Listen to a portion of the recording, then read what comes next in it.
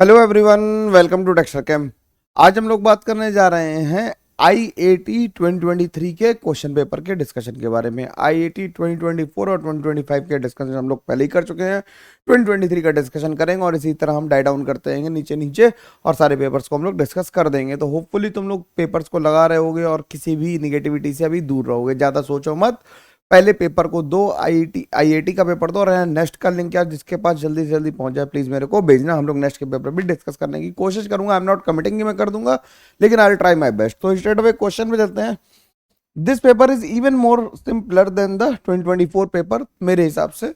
देख लेते हैं। How many radial nodes does Ca plus in its 4s orbital. तो रेडियल नोड की बात कर रहा है। अगर रेडियल नोड की बात कर रहा है तो नंबर ऑफ रेडियल नोड का फॉर्मूला क्या होता है यार?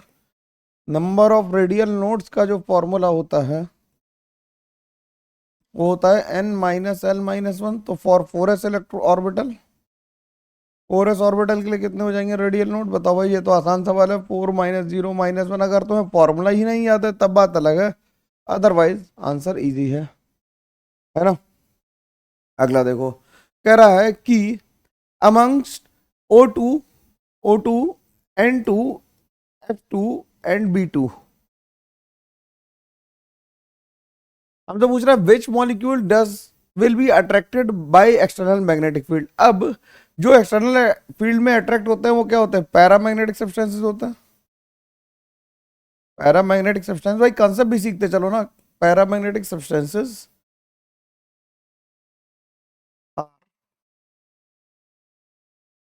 Weekly attracted to an external magnetic field.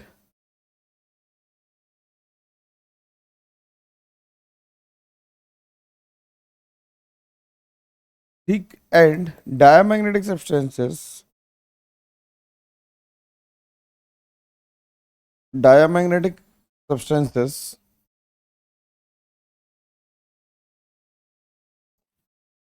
Are weekly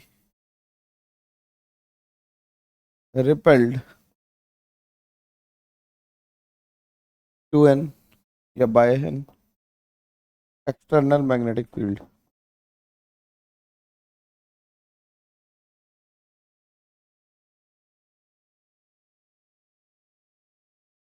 ठीक, तो इसमें पैरामैग्नेटिक कौन कौन है हम जानते हैं। O2 और B2 कैसे हैं? पैरामैग्नेटिक, ये दोनों में इवन नंबर ऑफ इलेक्ट्रॉन है 14 और 18, तो ये कैसे हो जाते हैं? डायमैग्नेटिक हो जाते हैं। O2 में क्या होता है? O2 में अनपेयर्ड इलेक्ट्रॉन किस में होते हैं? अगर हम O2 का कॉन्फ़िगरेशन लिखेंगे तो क्या होता है?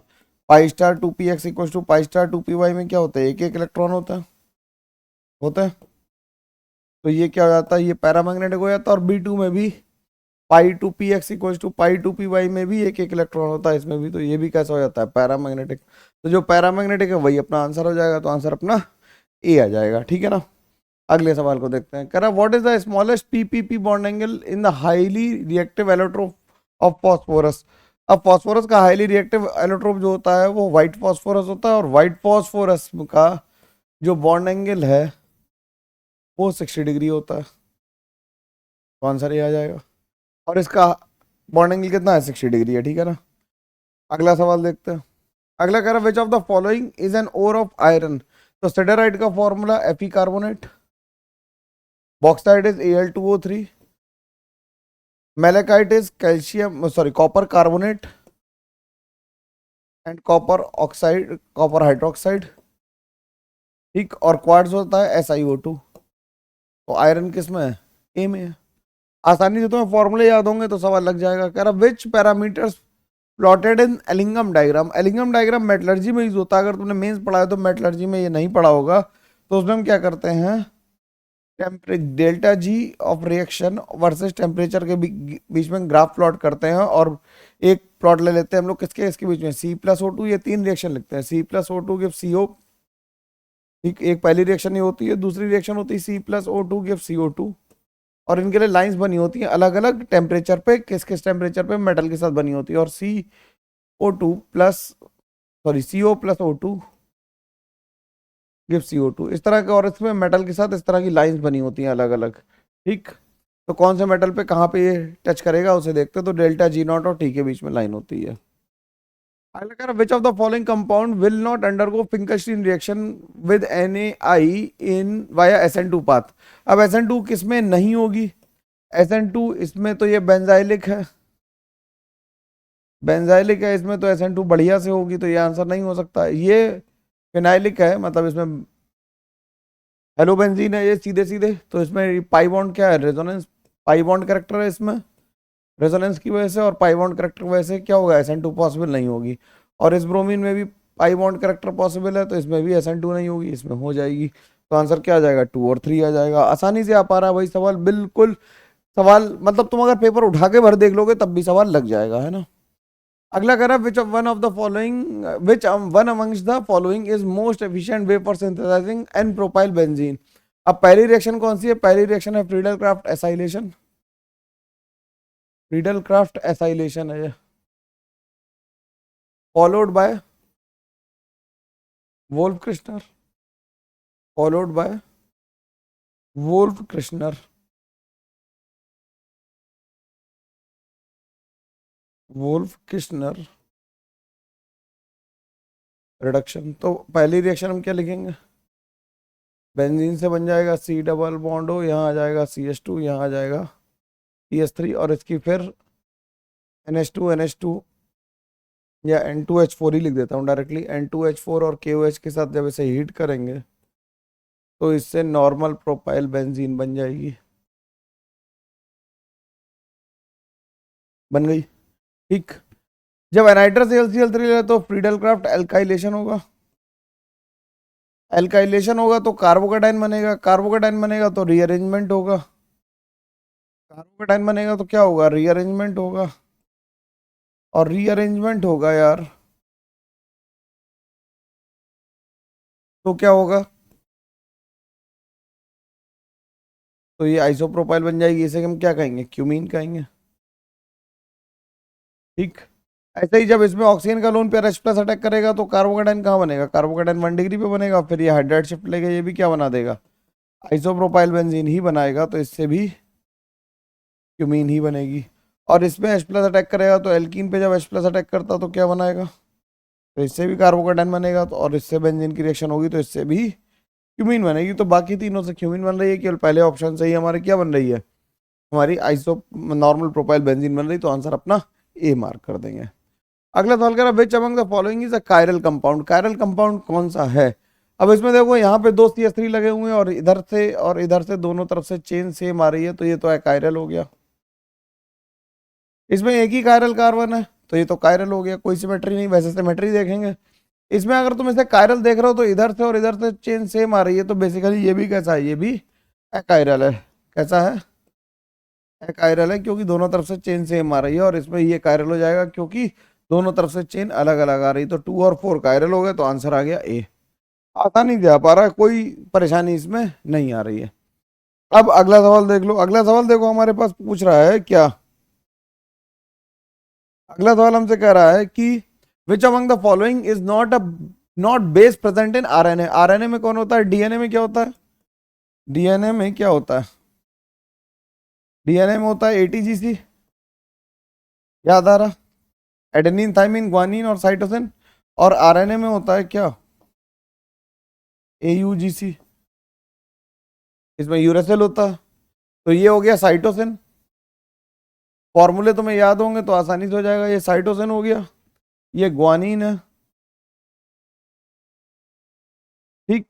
ये थाइमीन है, और ये यूरेसिल है। तो RNA में कौन सा नहीं है? T नहीं है, यानी कि थाइमीन नहीं है, तो आंसर क्या आ गया? 3 आ गया। आसान है बिल्कुल, कोई दिक्कत नहीं। अगला सवाल देखते हैं। यार which among the following is an aromatic compound. अब ये देखो, ये तो एरोमेटिक है, साइक्लोप्रोपाइल एटाइन है, ये तो क्या है? ये एरोमेटिक है, क्योंकि 2n पाई इलेक्ट्रॉन्स घूम रहे, तो ये एरोमेटिक हो गया। इसमें ऑक्सीजन के लोन पेयर से ये जो बना हुआ है कंपाउंड, वो इस तरह से, अगर तुम्हें क्लियर नहीं दिख रहा है तो ये बिल्कुल क्लास नोट्स में हम लोगों ने कर रखे हैं ऐसे सवाल। ये यहाँ जाएगा, ये पाई बॉन्ड यहाँ जाएगा, तो फाइनली इसका जो रेजोनेटिंग स्ट्रक्चर बन जाएगा वो ऐसा बन जाएगा। तो ये भी कैसा बन जाएगा? ये भी एरोमेटिक हो जाएगा। जब 7 नंबर के रिंग पे नेगेटिव चार्ज होता है तो वो कैसा होता है? वो आउट ऑफ प्लेन चला जाता है, और वो क्या बन जाता है? ये नॉन एरोमेटिक बन जाता है, sp3 हाइब्रिड ऑर्बिटल में होता है, नॉन एरोमेटिक हो जाता है 7 नंबर की रिंग में, तो ये sp3 हाइब्रिड ऑर्बिटल में रहने लगता है ना। और साइक्लोब्यूटाडीन कैसी होती है, ये तो एंटी एरोमेटिक होती है। तो आंसर क्या आ गया, आंसर हमारा 1 और 2 आ गया, तो आंसर ए मार्क कर दिया। ठीक, अगले सवाल पे चलो।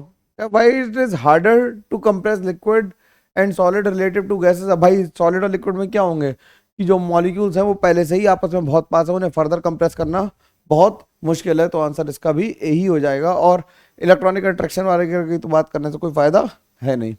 Related to Freundlich isotherm, Freundlich isotherm आ गई सरफेस केमिस्ट्री। अगर तुमने सरफेस केमिस्ट्री नहीं कर रखी तो एनसीईआरटी से कर लो, क्योंकि हर बार हर पेपर में एक सवाल आ ही जा रहा है। तो फ्रेंडलिच आइसोथर्म क्या कर रहा है, which one is not the correct statement. तो x by m is equal to होता क्या, के इंटू पी की पावर 1/n, और जो 1/n वो लाई करता है वो कहाँ से, 0 से 1 के बीच में लाई करता है।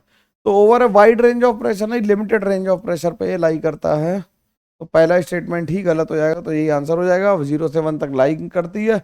और ये एम्पिरिकल फॉर्मूला, एम्पिरिकल फॉर्मूला का मतलब ये ऑब्जर्वेशन से आया है, और दोनों ही गैस और सोल्यूशन दोनों के लिए ये काम कर जाता है। तो एम्पिरिकल फॉर्मूला होने का मतलब क्या है कि ये ऑब्जर्वेशन से आया, इसे डराइव नहीं किया गया। ठीक, अब क्या कर रहा है, कंसीडर द फॉलोइंग रिएक्शन, हमें ये दी हुई है, ये हमें हीट ऑफ एटमाइजेशन दे रखी है, और पूछा है which of the following statement is false. Mean enthalpy atomisation की कितनी है, अगर हम मीन बॉन्ड इंथैल्पी निकालें तो that will be delta H atomisation divided by 4 हो जाएगी, यानी कि 1665 डिवाइडेड बाई 4 होगी। तो ये गलत बात है, तो पहला ही गलत है, ये तो बात पता ही है, लेकिन हम लोग आगे भी पढ़ते हैं। All CH4 bond have identical bond energy and bond length, बिल्कुल सही बात है। Energy required to individual CH bond in successive steps, अगर सक्सेसिव स्टेप्स में तोड़ रहा है तो यानी कि हम क्या कर रहे हैं, CH4 से पहले एक H रेडिकल बना दे रहे हैं और CH3 रेडिकल बना रहे हैं। अब हर बार एनवायरनमेंट क्योंकि बदल जाएगा, इसलिए जो डिफरेंट एनर्जी होगी वही यूज होगी, तो ये तो सही बात देखी हुई है ना। अगर mean bond enthalpies are slightly different from compound to compound, बिल्कुल compound to compound slightly different होंगी ही होंगी, ये तो बात तय है। अगला कह रहा है टू सॉल्यूशंस बेंजीन और हेक्सेन, बेंजीन और हेक्सेन कैसे सॉल्यूशन बनाते हैं, आइडियल, और वाटर और HCl मिलके कैसे बनाते हैं, नॉन आइडियल। नॉन आइडियल भी कैसा, नेगेटिव डेविएशन वाला, नेगेटिव डेविएशन से बनाएंगे। तो सिंपल है बिल्कुल, पहले तो नॉन आइडियल मतलब नो डेविएशन वाला ही ऑप्शन था, और कोई ऑप्शन में नो डेविएशन दिए नहीं गया, तो पहले ही आंसर सही हो गया। अगला करा इन एक्वस सोल्यूशन, अगला क्या लास्ट ही क्वेश्चन है, तो इसमें क्या करा है, in aqueous solution the hydronium ion gets further hydrated by which of the following formula, species क्या बनती है। तो H3O+ को अगर हम हाइड्रेट करें तो यहां से ये हाइड्रोजन बॉन्डिंग कर लेगा इस ऑक्सीजन के साथ, लोन पेयर के साथ, बोलो, ये हाइड्रोजन इस ऑक्सीजन के साथ कर लेगा,